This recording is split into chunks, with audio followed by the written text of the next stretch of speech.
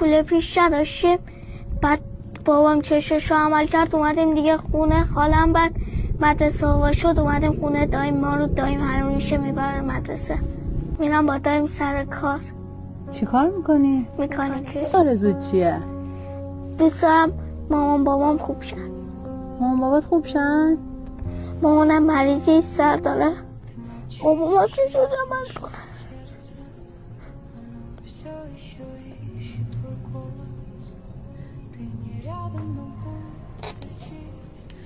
دیگه چی دلت میخواد؟ برای خودت چی دلت میخواد؟ بابا چشش نمیبینه. دوباره چشش نمیبینه؟ خب دوباره عمل میکنه که ببینه.